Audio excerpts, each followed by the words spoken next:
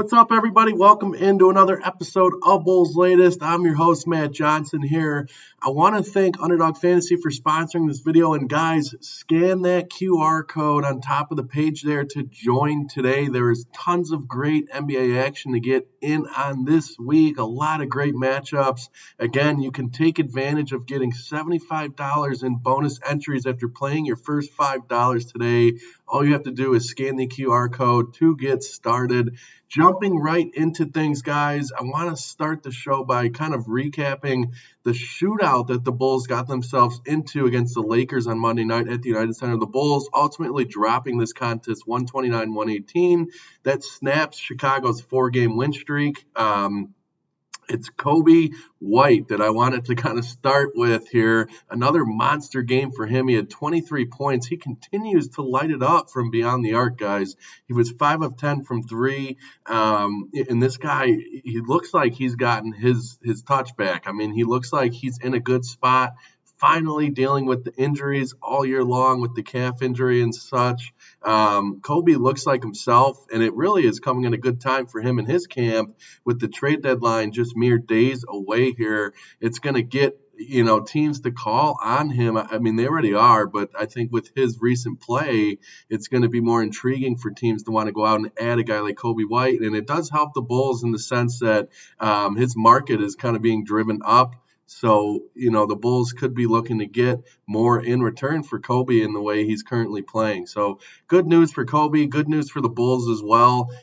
Even if Coby stays around, it's good to see him get his stride back and playing the way he has. Ayo Dosunmu, a solid game. He added 20 points. He continues to be the rock for this Bulls team, the model of consistency. Ayo Dosunmu, what a monster year coming off that injury last year.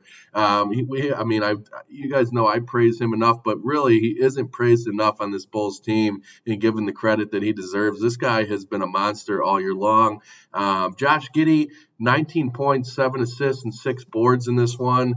He's also looking to get back to his true form here. He's going to meet with medical staff ahead of Wednesday's game in Indy to kind of see if they're going to increase his minutes going forward. So that's good news. You're going to see Josh Giddey giving more action moving forward. Vooch had 18 points, 11 rebounds, and 5 assists. Vooch is another guy we want to keep an eye on over the next 10 days or so, guys. It's interesting, and I've talked about it in recent episodes. I don't hear as much of a market for him as there was last year. So it's definitely an interesting situation with him. We'll have to monitor that. But Vooch continues to play good basketball as well.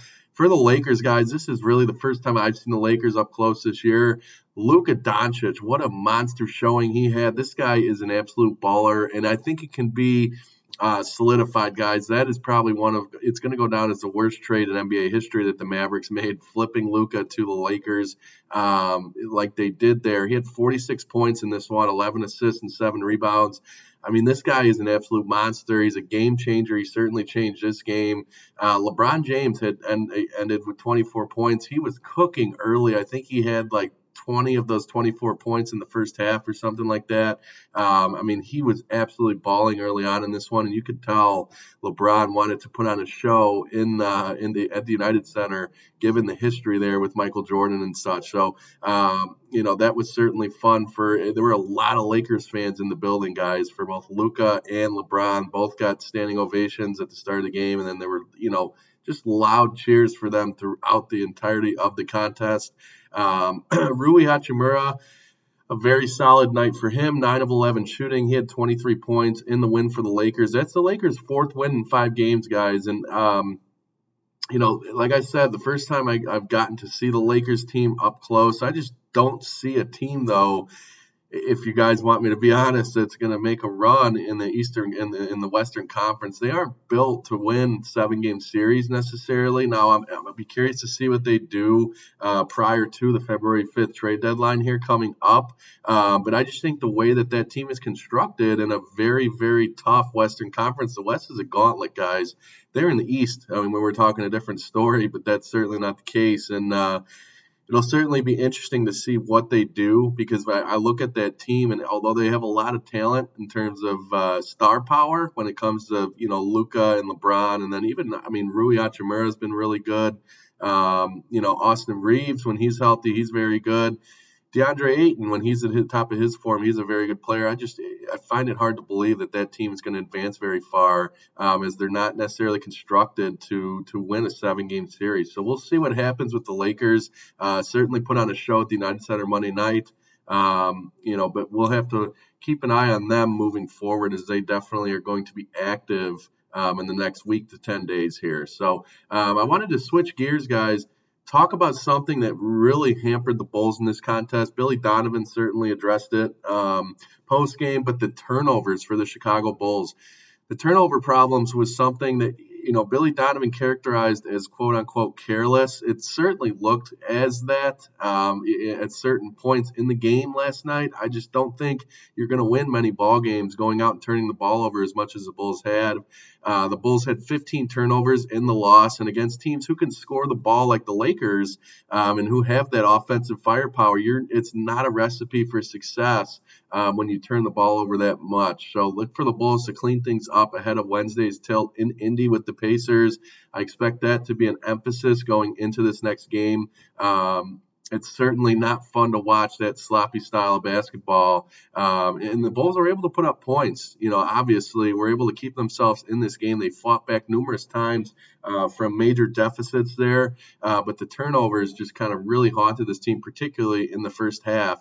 And that's when you saw the Lakers jump out to that monster lead prior to halftime there. So something that the Bulls are certainly going to address. Billy Donovan was not happy about that postgame. You could see it in the body language there, guys. So jumping into the Underdog Fantasy segment today, guys. Fast breaks, buzzer beaters, and block parties are back, and Underdog is the best place to get in on all the action, guys. Playing on Underdog is easy. Just pick whether your favorite players will go higher or lower on stats like points, rebounds, steals, and more. Get your picks right and win up to 5,000 times your cash, guys. Use promo code BasketballFan to score $75 in bonus entries when you play your first $5. Again, that's promo code BasketballFan. Tonight on Underdog, guys, I'm looking at the Clippers-Jazz matchup in the late game and selecting James Harden. I'm going to go higher than 25.5 points, and then Lauri Markkanen higher than 22.5 points. These two guys have the ability to fill it up in the score on the score sheet. I think, James Harden's kind of slowed down of late. I think he's going to get back to true form and put up a monster night. And then Lauri Markkanen, need I say more about the former Chicago Bull? This guy has been a monster and really been the one consistent piece so far this year for the Utah Jazz and a team that's looking to kind of find its footing still. So take those picks. I think those have a good opportunity to come through for you guys. Again, scan that QR code up top there to join today. Underdog Fantasy, lots of great action for you guys in the NBA markets here moving forward. So going to jump into some more stuff here in a second for you guys. Must be 18 plus. 19 plus in Alabama and Nebraska. 19 plus in Colorado for some games. 21 plus in Arizona, Massachusetts, and Virginia. And present in a state where Underdog Fantasy operates. Terms apply. See assets.underdogfantasy.com/play and get terms DFSTML for details. Offer not valid in Maryland, Michigan, New Jersey, New York, Ohio, and Pennsylvania. Concerned with your play? Call 1-800-GAMBLER or visit www.ncpgambling.org. In New York, call the 24/7 helpline at 1-878 or text HOMI 467-369. All right, let's get back to the action, guys. Matas is again going to participate in the Rising Stars game. This is a monster development for a guy who's really come into his own this year. I think for the second straight season, he's going to be participating in the Rising Stars game. You can't really. This guy deserves this and then some, I think, this year with the way he's come on. You can't give him enough accolades for how he's participated early on this season. Matas Buzelis has been a monster, and the transition and the jump that he's made from year one to year two is really eye-popping. It's exciting that the league's going to be able to kind of see him in this Rising Stars game again to kind of see what he can do. I know the Bulls haven't necessarily played to the level of being in the national audience all that much, but this is a good opportunity. Not only see Matas, but a lot of these rookies. There were 10 rookies overall that were asked to participate in the event. Cooper Flagg leading the way. You had Dylan Harper, VJ Edgecombe, Con Knipple, Trey Johnson of the Wizards, Jeremiah Fears of the Pelicans there, solid guard. Derek Queen, obviously, you guys know how high I was on him coming out of college there. I really wanted the Bulls to take him. You got Igor Demin of Brooklyn, Colin Murray-Boyle's a guy I really profiled heavily ahead of the Bulls draft. And then Cedric Coward of the Memphis Grizzlies there.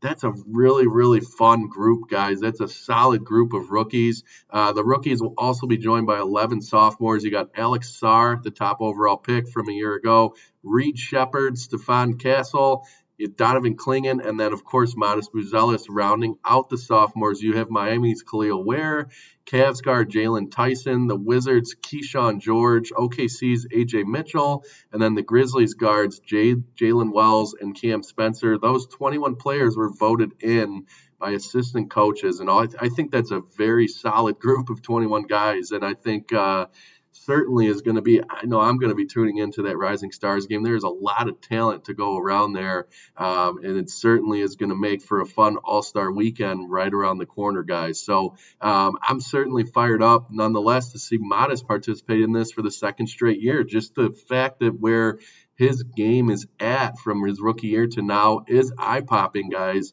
Nonetheless, the kid is going to be a special player in this league for years to come, I think, and his development is certainly noteworthy moving forward. So excited for Modest, excited he gets to rep the Chicago Bulls in this contest once again. Happy for him. He certainly deserves it. Hopefully he goes and balls out in this contest and puts on a show for the national audience, guys. So kind of sticking with a member of the Chicago Bulls organization, Mac McClung, currently with the Windy City Bulls. He will not participate in the NBA dunk contest coming up this year. This would have been his fourth year in a row doing it. Mac is the only player to ever win the contest 3 years in a row. I know a lot of you guys probably know him solely from the dunk contest. Earlier this season, though, Mac spent a week with the Pacers. He did earn his first ever standard NBA contract at the end of October. With Indy, he appeared in just 3 games. He averaged 6.3 points a game there. Mac has appeared in 9 career NBA games with 5 different teams. With the Windy City Bulls, guys, he's been pretty solid. He's averaging 23.5 points per game in 11 contests this regular season. Mac McClung, if he gets a shot in the NBA again, I would not be surprised. I think this guy's going to be kind of a fixture for years to come here. So, again, thank you guys for joining me on another episode of Bulls Latest. You guys have been awesome. We will see you guys next time.